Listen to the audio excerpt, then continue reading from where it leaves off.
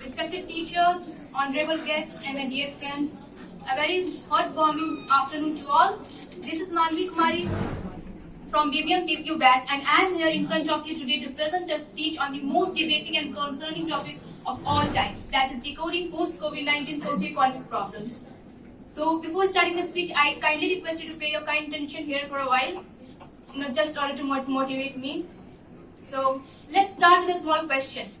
How many of you have ever imagined in your weirdest dream that something like this will ever going to happen in future?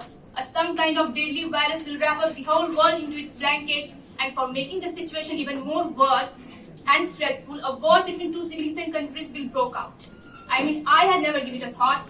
I've only studied in books about all these fantasies. But hello, welcome to reality. It has happened. And the COVID-19 itself created 4.3 million of confirmed cases all over the world. That's a very huge number, isn't it? And it soon become a great crisis for the economy and social workers as well.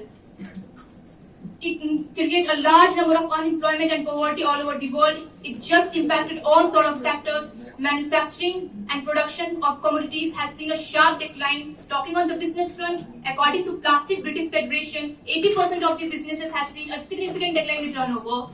And I also like to mention one of the most painful scenario which I witnessed and still stuck with me, when I find some people just denied to burn the dead bodies of their near and dear ones. That is really a painful scenario which I could ever imagine.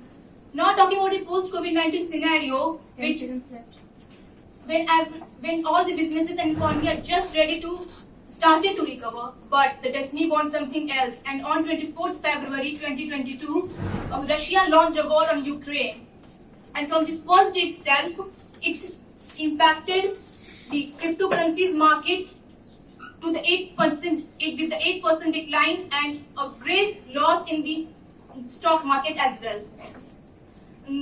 It can be well said that the whole concluding remarks. Time is already. Okay.